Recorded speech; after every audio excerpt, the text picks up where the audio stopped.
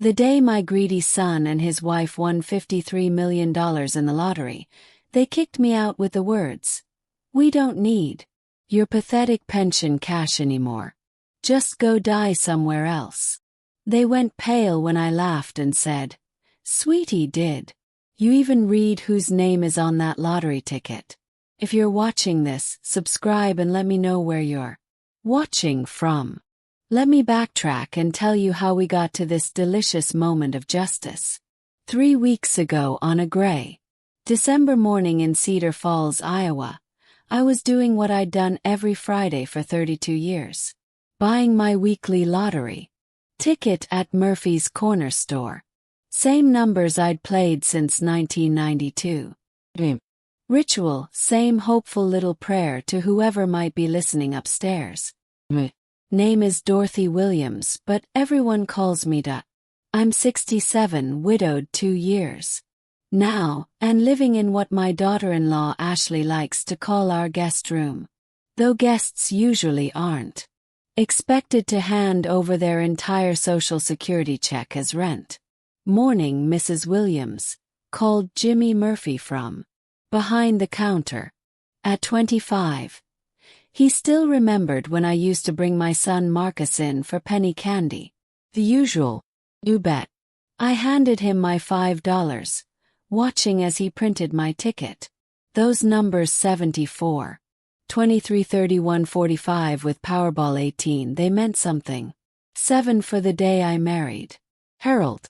14 for the day Marcus was born. 23 for our wedding anniversary. 31 for the house number where we raised our family. 45 for the years we had together. 18 for Marcus's age when he graduated high school. So proud and full of promise. Back then I never imagined those numbers would become my weapon of mass destruction. "Cross your fingers for me, Jimmy," I said, tucking the ticket into my purse. "Always do, Mrs. Williams. You're due for some good luck." If only he knew how prophetic those words would be. Walking home through the December chill, I passed the house Harold and I had shared for 43 years. The new owners had painted it yellow. Harold would have hated that. He always said, our white house with black shutters looked dignified, like a place where decent people lived and raised their children with respect and values. The irony wasn't lost on me that I was now living with the child I'd raised in that dignified house, and he was treating me like an unwanted burden. Ashley's BMW was in the driveway when I reached what I suppose to call home now. Through the kitchen window I could see her on her phone, gesturing wildly, probably talking to her sister about their next vacation or complaining about having to share their house with Marcus's ancient mother. I let myself in through the back door, hanging my coat on the hook by the laundry room, the same hook where Marcus used to hang his Little League jersey, where Harold hung his work shirts, where normal families hung their things because they belonged somewhere. "But is that you?" Ashley's voice carried that particular edge it got when she was annoyed about something, which was most of the time these days. "Just me," I called back, though I wanted to add, "Sorry for existing in your precious house." But I didn't, because I'd learned over these past 2 years that sometimes survival means keeping your mouth shut and your dignity intact, even when both are getting harder to maintain every day. The day Harold died changed everything, though I didn't realize it at first. Grief has a way of blinding you to the vultures circling overhead, especially when one of them is your own son. Harold's funeral was on a Tuesday in December 2022. The whole thing felt surreal. 45 years of marriage reduced to a 90-minute service and a luncheon with store-bought sandwiches. Marcus gave a lovely eulogy about his father being a good provider and family man. Ashley wore black and dabbed her eyes at appropriate moments, though I'd never Seen her cry actual tears over anything that didn't involve her credit card being declined. "Mom, you can't stay in that big house alone," Marcus said as we drove home from the cemetery. "It's not practical." I was staring out the window at the frozen farmland, thinking about how Harold and I used to drive this same route when we were courting. He'd hold my hand and talk about the house we'd buy, the children we'd raise, the life we'd build together. Practical had never been part of those conversations. "I've been managing just fine for 65 years, I replied. "I think I can handle a few more, but the upkeep, the lawn care, the snow removal," Ashley chimed in from the front seat. "At your age, those things become dangerous. What if you fall? What if something happens and no one finds you for days?" The concern in her voice sounded genuine. I almost believed it myself. "Besides," Marcus added, "we have plenty of room. The guest bedroom hardly gets used, and you could help with the grandkids when they visit." Help with the grandkids. That should have been my first clue. Marcus and Ashley's house was a sprawling colonial in the newer part of town, complete with a 3-car garage and a kitchen island bigger than my first apartment. They'd bought it 5 years earlier, stretching their budget to what Ashley called the absolute limit and what I privately thought was beyond their means. But what did I know? I was just a widow with a paid-off house and 45 years of savings Harold had carefully tucked away. The guest room was nice enough. Pale yellow walls, white furniture, a view of their perfectly manicured backyard. "It'll be like a comfortable hotel," Ashley said, plumping the pillows on the queen-sized bed. "Your own space, but with family nearby." First month was actually pleasant. I cooked dinner most nights, did the housework without being asked, and kept to myself in my room when Marcus and Ashley needed privacy. They seemed grateful for the help, though I noticed they never offered to pay for groceries or utilities, despite my Social Security check going toward what Ashley euphemistically called household expenses. By the second month, the requests started coming. "Could you watch Emma and Jake this weekend? Ashley and I need some couple time. Could you pick up our dry cleaning? We're already going to the store. Could you handle the cable guy? We're both at work and someone needs to be here." Slowly, efficiently, I was being transformed from house guest to unpaid domestic staff. But I told myself it was temporary, just until I figured out my next move. Just until the grief wasn't so raw. Just until I felt strong enough to live alone again. I should have listened to Harold's voice in my head, the one that always said, "Dorothy, when someone shows you who they are the first time, believe them." By summer, the mask had started slipping. Ashley's requests became demands, and Marcus developed a talent for being conveniently absent when conflicts arose. "We need to talk about the financial arrangement," Ashley announced one morning over coffee. She'd laid out papers on the kitchen table like she was conducting a business meeting, which I suppose she was. "What kind of arrangement?" asked, though my stomach was already sinking. "Living expenses, your share of utilities, food, household maintenance. It's only fair that you contribute proportionally to what you use." The word proportionally should have been my second clue. Ashley had majored in business administration and loved to use corporate terminology to make personal conversations sound official and unavoidable. She slid a paper across the table, an itemized list of monthly expenses with my share highlighted in yellow. $800 for rent of the guest room, $200 for utilities, $300 for food and household supplies, $1,300 total, which happened to be exactly $50 less than my Monthly social security check. This seems high, I said carefully. I'm only one person and I'm gone several hours. Each day at the senior center. But you're using the kitchen, the bathroom, the laundry facilities, Ashley countered. And when Emma and Jake visit, you're here for the whole weekend, which increases our costs significantly. Emma and Jake were Marcus' children from his first marriage. They visited every other weekend, and I loved having them around. They were 8 and 10, full of energy and questions, and the kind of innocent joy that made me remember why being a grandmother was supposed to be one of life's great rewards. Of course, Ashley had a different perspective on their visits. It's exhausting having children in the house every other weekend, she told her sister on the phone one day, not realizing I could hear from the laundry room. And now with Dot here, too, it's like I'm running a boarding house. I signed the financial agreement because what choice did I have? Finding an apartment at my age with only $50 a month left over for personal expenses wasn't realistic. And Marcus seemed genuinely concerned about my welfare, even if his wife viewed me as a profit. Enter. This is just temporary, Mom assured me when I expressed doubt about the arrangement until we figure out a long-term plan that works for everyone.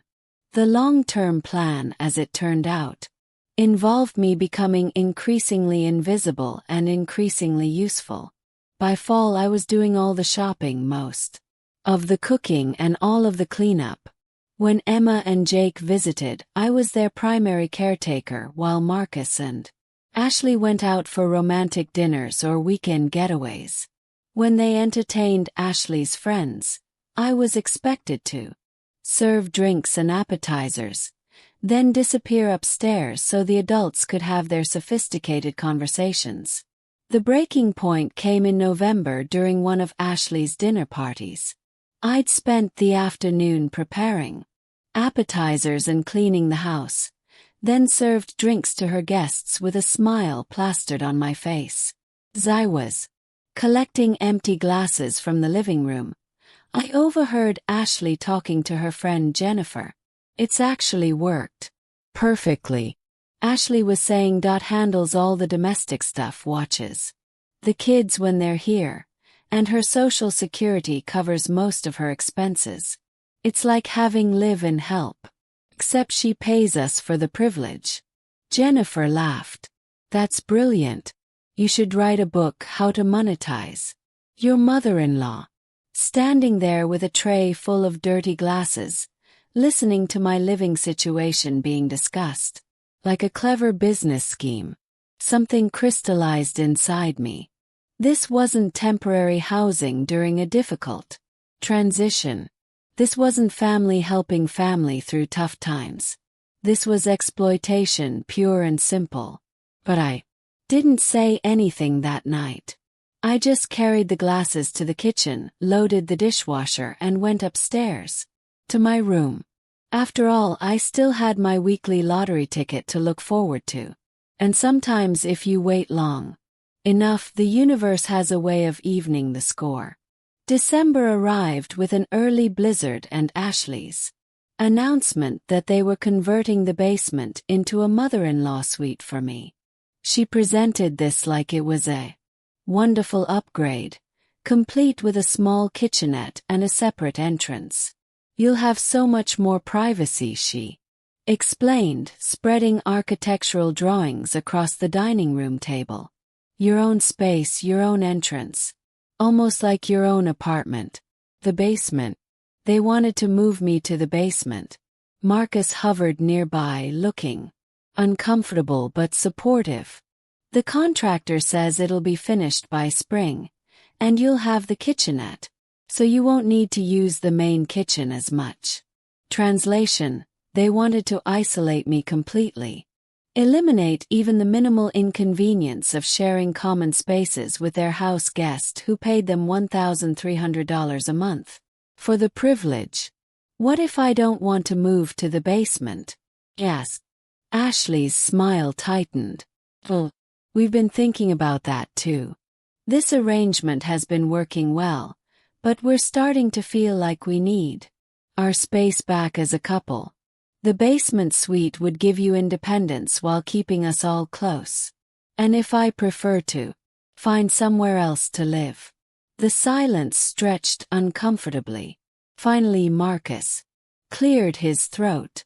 Mom, we've gotten used to having you here, your family, but if you wanted to explore other options, we'd understand other options. At my age, with $50 a month in discretionary income, my other options were limited to subsidized senior housing with a 2-year waiting list or a studio apartment in the dodgiest part of town. They had me trapped and they knew it. That Friday I walked to Murphy's corner store with more determination than usual. The snow was falling steadily, coating the sidewalks with a slippery layer of ice that made each step treacherous. But I was beyond caring about treacherous. My whole life had become treacherous. Rough weather for walking, Mrs. Williams, Jimmy called as I stomped snow off my boots. I've walked through worse, I replied, pulling my $5 from my purse. Numbers as always. As Jimmy printed my ticket, I found myself thinking about those numbers differently. 7 for the day I married Harold. Back when I was young and believed in happy endings. 14. For the day Marcus was born, when I thought I was raising a man who would respect and protect his family. 23. For our wedding anniversary, celebrating decades of partnership and mutual support.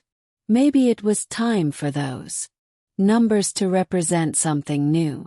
I tucked the ticket into my wallet right behind Harold's old driver's license that I couldn't bring myself to throw away. Cross your fingers for me, Jimmy, I said, same as always. Always. Do, Mrs. Williams. This could be your week. Walking home through the snow, I passed a group of teenagers sledding down the hill behind the elementary school. Their laughter echoed across the frozen landscape. Pure joy without any undercurrent of calculation or manipulation. I remembered Marcus at that age, how he'd spend hours building snow forts and refuse to come inside even when his clothes were soaked through and his lips were blue with cold.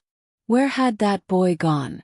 When had he become someone who could look his mother in the eye and explain why moving her to the basement was really for her own good? Back at the house, Ashley was in the kitchen on the phone with the contractor. Yes, we need the cheapest options for everything, she was saying. It doesn't need to be fancy. It's just for one elderly person. Just for one elderly person. That's what I'd become in my son's house. Not Dorothy Williams, who'd raised 2 children and buried one husband and survived 67 years of joys and sorrows and everything in between. Just one elderly person to be managed as efficiently and inexpensively as possible. I went upstairs to my room while I still had an upstairs room and sat by the window watching the snowfall.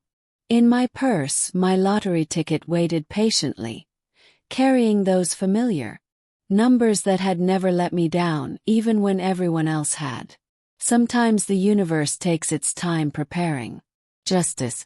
But when it arrives completely. The winning numbers were announced Friday night at 10:59 p.m. on Channel 7. I was in bed reading a library book about a woman who inherited a mysterious house when the lottery segment came on during the late news. Tonight's Powerball jackpot was $53 million. The perky blonde anchor announced the winning numbers are 7, 14. 23, 31, 45 and Powerball 18. For a moment, my brain refused to process what I'd heard. Those were my numbers. My exact numbers, the ones I'd been playing faithfully for 32 years. I fumbled for the remote, rewinding the DVR to hear the announcement again. 74, 23, 31, 45 and Powerball 18. My hands were shaking.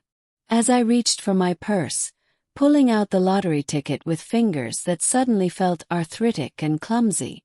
There they were, printed in black and white. 7 to 14 to 23 31 45. PB $18 $53 million. I sat there staring at the ticket, waiting for the reality to sink in. After 32 years of hope and $5 investments, I had finally won. Not just one, I had won big.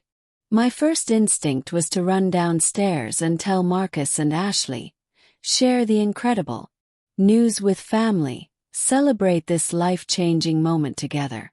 Then I remembered where I was sitting and why, and how I'd gotten there.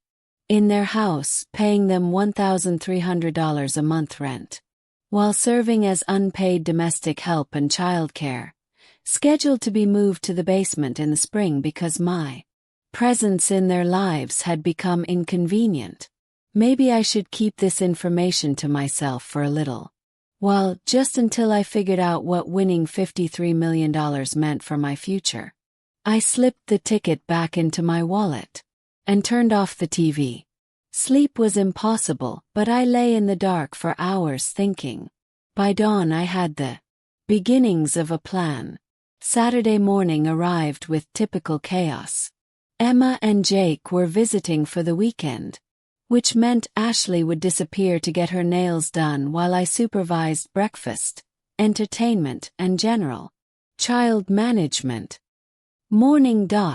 Ashley said, already dressed in her workout clothes. I'm heading to yoga, then the salon. Can you handle the kids? Of course, I replied, same as always. Marcus was in his office catching up on work emails before his golf game. The children were in the living room, still in their pajamas, arguing about what to watch on TV. It was during this perfectly ordinary Saturday morning chaos that Ashley decided to tidy up the kitchen, which included emptying my purse to look for the grocery store coupons I'd clipped earlier in the week. Where did you put those cereal coupons? She called, rifling through my belongings. They should be in the side pocket, I called back, focused on mediating the TV remote dispute between Emma and Jake. Found them. No, my goodness, what is this? Something in Ashley's voice made me look up. She was standing by the kitchen counter holding my lottery ticket, her face pale with shock.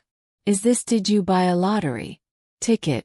My stomach dropped, but I kept my expression neutral. I buy one every week. Same numbers for 32 years. Ashley was staring at the ticket like it was radioactive. Do you know what the winning numbers were last night?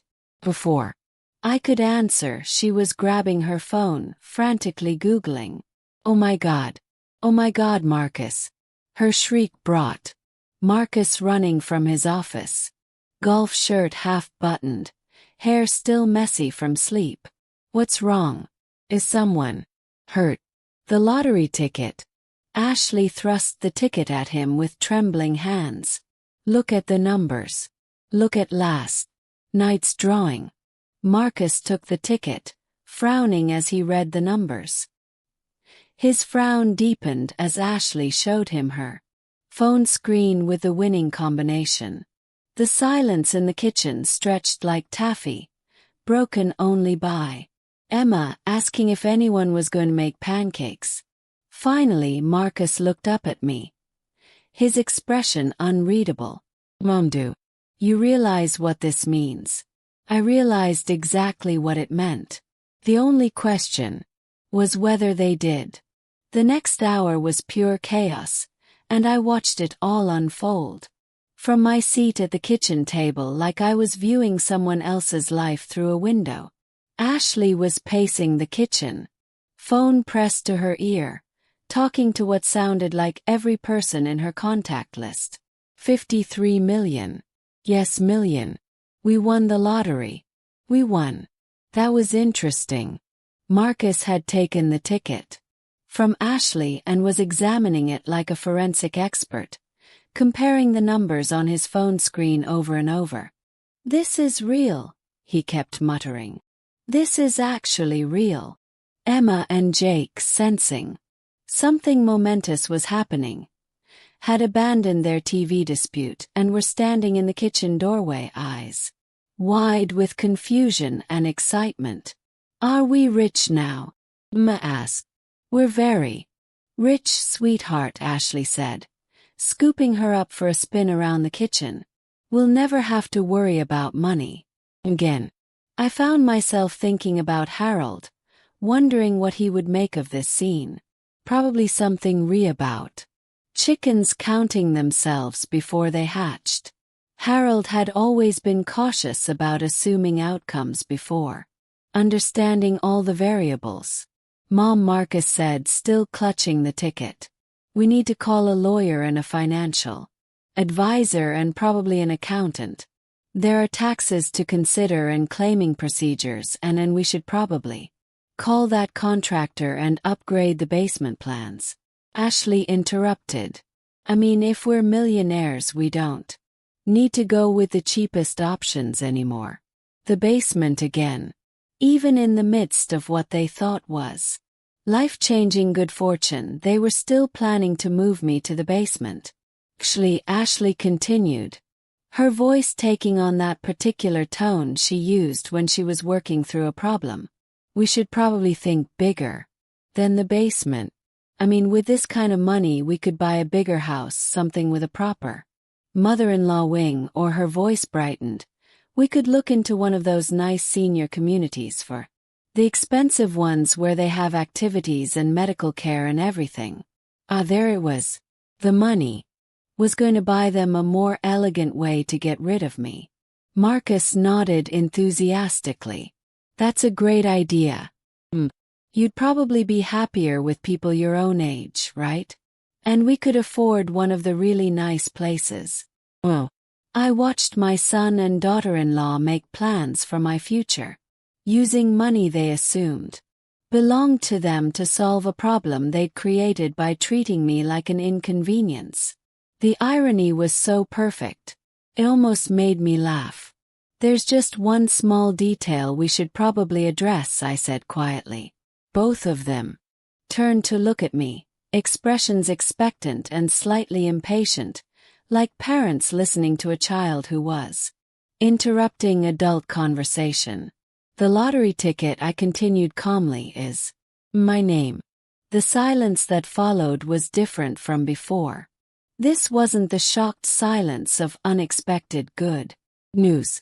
This was the horrified silence of people realizing they'd made a terrible assumption. "What do you mean?" Ashley asked slowly. I held out my hand and, after a moment's hesitation, Marcus placed the ticket in my palm. "I said, looking down at the familiar numbers that had just transformed from hope into power, "that I bought this ticket with my money from my purse, using the numbers I've played for 32 years, which makes it mine." Ashley's face went through several fascinating color changes. But you live here. Or family. That money, it changes everything for all of us." "No," I said, standing up from the kitchen table with more dignity than I'd felt in 2 years. "Changes everything for me." A look of dawning realization on their faces was something I knew I'd treasure for years to come. The moment they understood that their unpaid housekeeper, their soon-to-be basement dweller, their convenient source of monthly rent money had just become independently wealthy, and they were about to find out that $53 million could buy a lot more than a nice house, could buy freedom, could buy justice, and it could buy the most satisfying revenge a mother had ever served to ungrateful children. The kitchen felt so quiet I could hear the refrigerator humming and Emma whispering to Jake in the living room. Marcus and Ashley stood frozen like someone had just announced that gravity was optional. "Mom," Marcus said carefully, "let's not get ahead of ourselves here. Yes, technically the ticket is in your name, but we're family. We share things. We support each other." I almost laughed out loud. Support each other. Like when they supported me by charging me $1,300 a month to live in their guest room, or when they supported me by planning to move me to the basement. You're absolutely right, I said sweetly. We do support each other, which is why I've been supporting you with my Social Security check every month while doing all your housework and childcare for free. Ashley's business brain was working overtime. I could see it in her.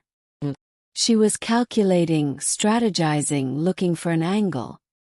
Honey, she said using the voice she reserved for her most important clients. I think there's been a misunderstanding about our living arrangement, the monthly contribution you make. That's not rent. That's just your share of household expenses. We've never thought of you as a tenant. Is that so? Tuck the lottery ticket back into my wallet with deliberate care. Then I suppose you won't mind if I stop contributing to household expenses immediately, since I'm family, not a tenant. Marcus stepped forward, hands raised like he was dealing with a potentially dangerous animal. Mom, let's all take a breath. Here. This is huge news. Life-changing news. We need to think through the implications carefully. Oh, I've been thinking, I said, for about 8 hours now. Since I saw those numbers last night, and I've come to some interesting conclusions. Ashley's fake smile was starting to crack around the edges. What kind of conclusions?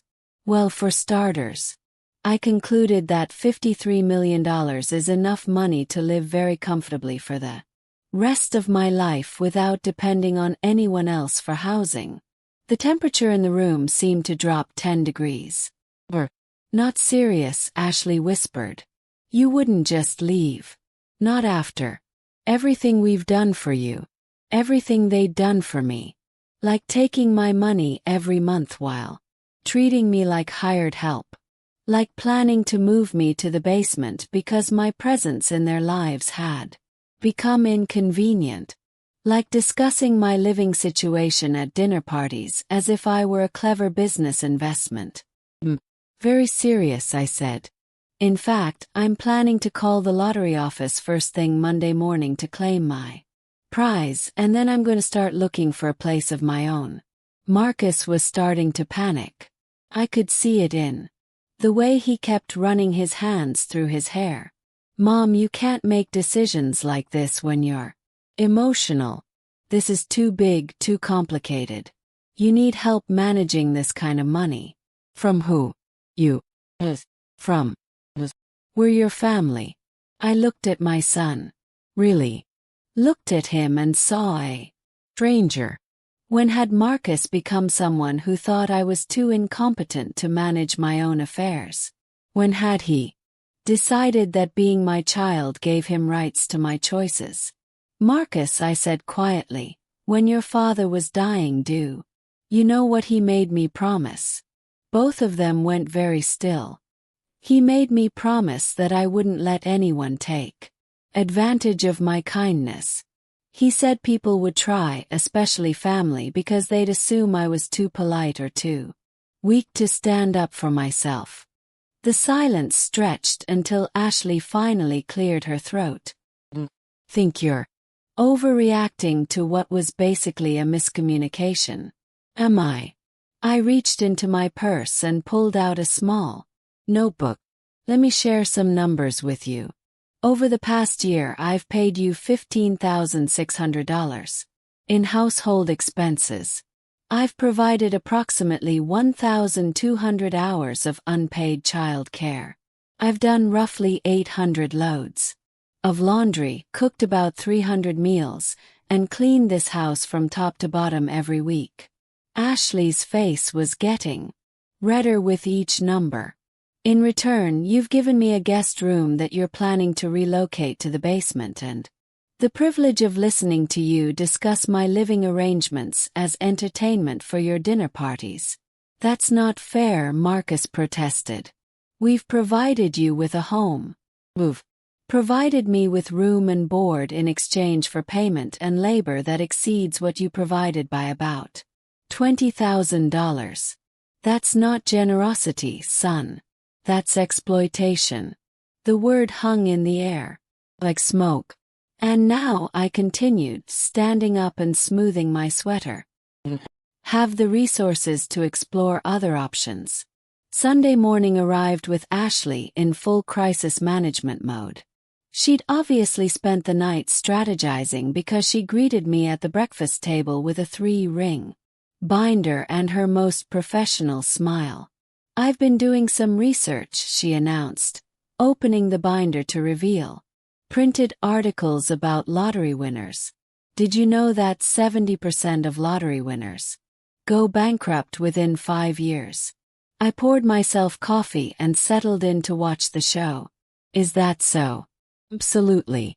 The statistics are terrifying. Poor financial decisions, bad investments, family members taking advantage. Complete disaster for most people. She flipped through pages of highlighted text. That's why you need professional guidance. Family guidance. Marcus appeared in the doorway, looking like he hadn't slept well. Mom, Ashley's right. This is way too big for any one person to handle alone, especially someone your age, Ashley added helpfully. No offense, but managing $53 million requires expertise in tax law, investment strategy, estate planning. It's incredibly complex. Took a sip of coffee and studied their earnest faces. They'd clearly spent considerable time preparing this intervention, working out their talking points and strategy. It was almost touching how much effort they were putting into convincing me I was incompetent. You've given this a lot of thought, I observed. We care about you, Marcus. We don't want to see you make mistakes that could ruin your financial security. What kind of mistakes? Ashley leaned forward, sensing an opening. Well, for instance, buying a house without understanding the tax implications or making large purchases without considering how they affect your long-term cash flow or trusting the wrong people with your money. The wrong people, I repeated, like who? Like financial advisors who charge huge fees. Or investment managers who push risky products, or family members who might try to take advantage of your generosity, Ashley said, apparently without any sense of irony. Set down my coffee cup with deliberate precision. Ashley, let me ask you something. When I moved in here, did you research the average cost of assisted living facilities in our area? Her eyes flickered with something that might have been guilt. What do you mean? Did you look up what it would cost me to live somewhere else so you could price my room and board competitively? Marcus shifted uncomfortably. Mom, we never thought of it that way because I did some research myself yesterday. I continued, the average cost of a private room in a quality assisted living facility around here is about $1,800 a month. That includes meals, housekeeping, activities, and medical support. Ashley was very quiet now. You've been charging me $1,300 for a guest room and the privilege of doing my own housework, cooking, and childcare. That's not family helping family. A business arrangement, and not even a fair one. It's not about money, Marcus said desperately. It's about family, about staying together. Is it? Then why were you planning to move me to the basement? Neither of them had an answer for that. I closed Ashley's binder and slid it back across the table. I appreciate your concern about lottery winners going bankrupt, but I think you're worried about the wrong person making poor financial decisions. Ashley's professional composure was starting to crack. What's that supposed to mean? It means that in the past year I've been subsidizing your lifestyle to the tune of about $20,000. Meanwhile, you've been planning home renovations, taking vacations, and Buying new furniture while charging your elderly mother-in-law market rate rent for substandard accommodations. Marcus looked genuinely confused. Substandard. Mom. This is a nice house with no privacy, no independence, and a landlord who treats me like domestic help. I stood up from the table. But that's all about to change. Where are you going? Ashley asked sharply. Call my lawyer. The look of panic that crossed both their faces was something I'd remember for a long, long time. By Monday afternoon, news of my lottery win had spread through Cedar Falls like wildfire. Jimmy Murphy had apparently put two and two together when he saw the winning numbers announced, and by noon, there were 3 news vans parked outside Marcus and Ashley's house. I watched from my bedroom window as reporters knocked on the front door, asking for interviews with the mystery millionaire. Ashley had taken to answering the door with her hair perfectly styled and her brightest smile, clearly hoping to be featured in the coverage. Mrs. Williams is resting and not available for comment right now, she told the Channel 7 reporter. But as her family, we're just so excited for this blessing in all our lives. All our lives. That phrase was becoming Ashley's favorite. My phone had been ringing constantly since 10 a.m. Old friends from church, former co-workers from the insurance office where I'd worked before retirement, even my cousin Patricia from Minnesota. Everyone wanted to congratulate me, share in my excitement, and inevitably ask what I was planning to do with the money. What I was planning to do was meet with David Richardson, the lawyer Harold and I had used for our wills and estate planning. David was expecting me at 2 o'clock, and I was looking forward to a conversation. You can't leave the house right now, Ashley said, intercepting me as I headed for the front door with my purse and car keys. There are reporters everywhere. They'll mob you. I have an appointment, I replied calmly. Can't it wait? At least until the media attention dies down. Marcus appeared beside his wife, both of them blocking my path like concerned bodyguards. No, it can't wait. Mom, be reasonable. You're not equipped to handle this kind of media circus. Let us help you navigate this. Navigate another. One of Ashley's corporate terms. I've been navigating my own life for 67 years. I said, I think I can manage a walk to my car. But when I opened the front door, I understood their concern. There were indeed reporters crowding the front yard, cameras and microphones at the ready. The moment they saw me, they surged forward like a pack of excited puppies. Mrs. Williams, how does it feel to win $53 million? What are you planning to do with the money? Is it true you've been playing the same numbers for over 30 years? Paused on the front step, looking out at the sea of expectant faces. Behind me I could feel Marcus and Ashley hovering, probably hoping I'd retreat back into the house, where they could continue their campaign to manage my newfound fortune. Instead, I straightened my shoulders and walked down the front steps with as much dignity as I could muster. I'm very grateful for this blessing, I told the reporters, stopping beside my car. As for what I'm planning to do with the money, I'm going to use it to live independently and make my own choices for the first time in 2 years. What do you mean by that, Mrs. Williams?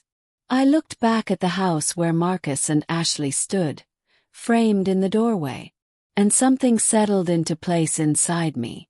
Something that felt like clarity and strength and long overdue honesty. Mean that sometimes in life you discover that the people you trust most have been taking advantage of your kindness, and sometimes the universe gives you the resources to do something about it. The reporters sensed a story brewing, pressing closer with their microphones. Can you elaborate on that? I've been living with my son and daughter-in-law for the past 2 years, paying them $1,300 a month in rent while providing unpaid domestic and child care services. They were planning to move me to their basement because my presence in their main living space had become inconvenient. I could hear Ashley's sharp intake of breath from the doorway. But now that I have the means to live independently, I'll be finding my own place, somewhere I can be a guest when I visit my son rather than a paying tenant in his home. Are you saying your own family was taking advantage of you financially? I looked directly into the nearest camera, thinking about all the other elderly people who might be watching. People who might be in similar situations with their own families. Saying that family should be about love and respect, not business arrangements.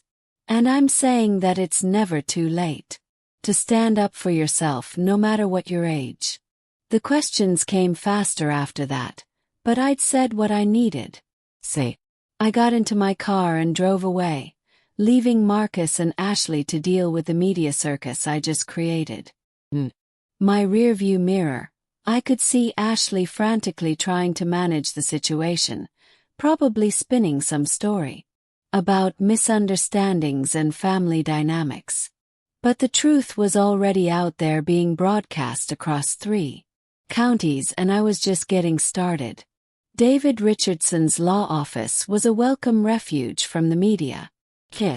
At 75, David had the kind of calm, methodical approach that came from 40 years of helping people navigate life's complications. "Dorothy," he said, rising from behind his desk with a warm smile. "Congratulations, Harold would be so proud." "Thank you." Settled into the familiar leather chair where Harold and I had sat so many times, discussing wills and insurance policies and all the practical details of a shared life. "I saw the news coverage," David continued, his expression growing serious. "Quite a statement you made to those reporters. Was it too much?" "Not it. Sometimes the truth needs to be spoken plainly." He opened a file folder and pulled out a yellow legal pad. "Let's talk about protecting your interests. Have you claimed the prize yet?" "I'm planning to drive to Des Moines tomorrow to meet with the lottery officials. But I'd recommend taking the annuity rather than the lump sum for tax purposes, and we'll need to set up some trusts, maybe a charitable foundation if you're interested in philanthropy." We spent the next hour discussing financial strategies, tax implications, and estate planning. David explained everything in terms I could understand, never once suggesting that the decisions were too complex for me to comprehend. It was while we were discussing living arrangements that David dropped his own bombshell. "Dorothy, there's something I need to tell you. Something Harold made me promise to keep confidential unless specific circumstances arose." My stomach tightened. "What kind of circumstances?" "If your family ever tried to take advantage of you financially." David opened another file, this one thick with documents. "Harold was more aware of Marcus and Ashley's situation than you realized." "What do you mean?" "He knew they were living beyond their means. He also suspected they were already planning to have you move in with them after his death, not out of love but out of financial necessity." The room seemed to tilt sideways. "Harold knew.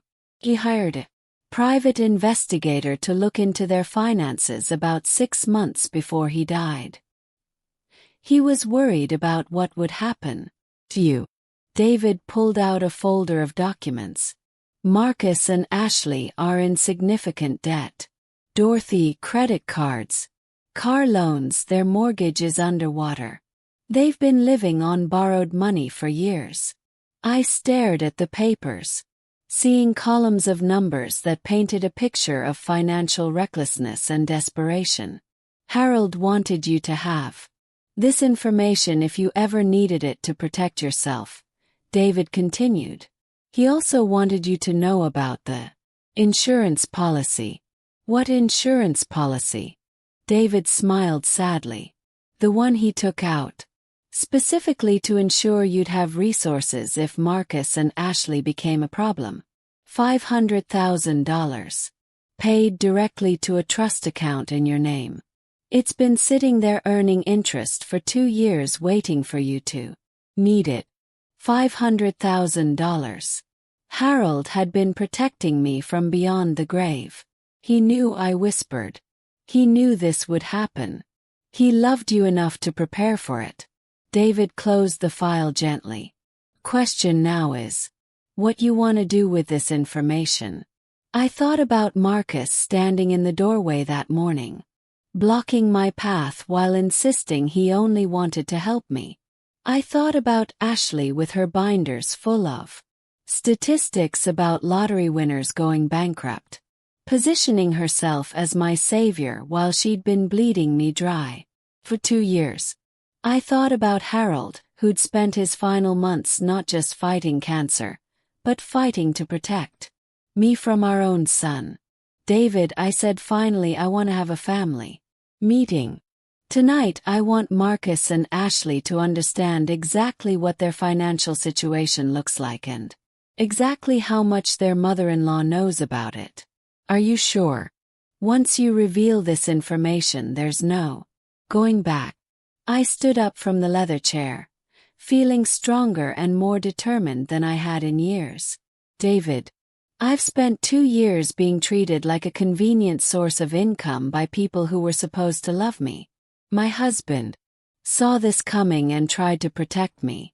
I think it's time Marcus and Ashley learned what happens when you underestimate a Williams woman. The look of admiration in David's eyes told me everything I needed to know. Harold would indeed be proud. The family meeting was scheduled for 7:00 p.m.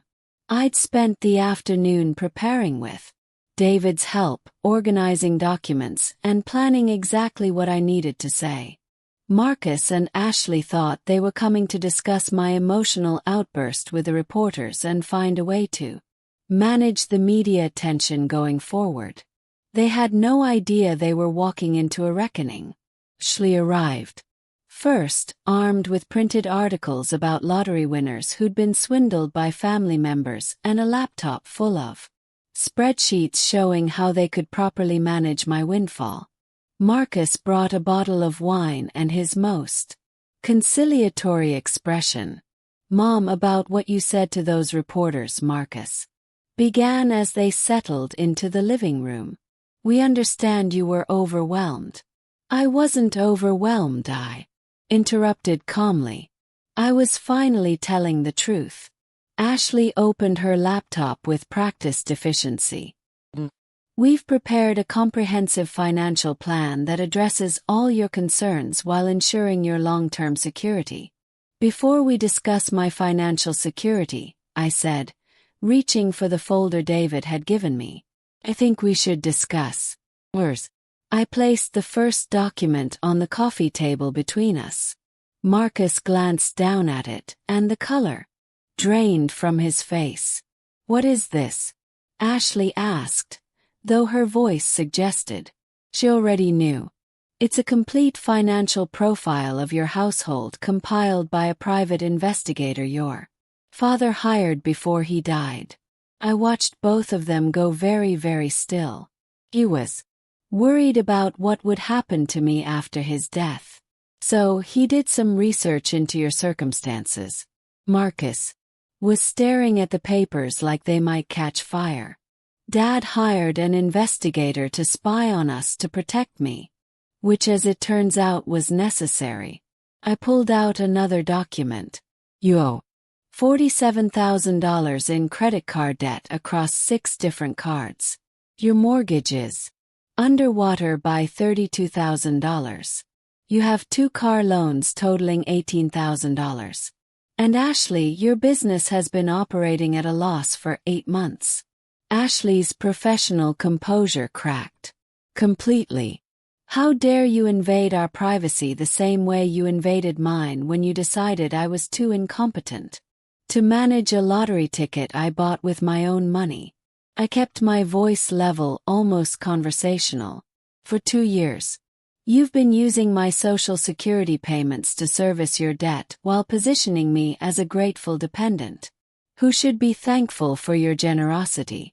Marcus found his voice. Mom, everyone has financial challenges. Not everyone charges their widowed mother $1,300 a month to live as unpaid domestic help while planning to move her to the basement. I placed another document on the table. This is a breakdown of what my living situation has actually cost me versus what it would cost to live independently.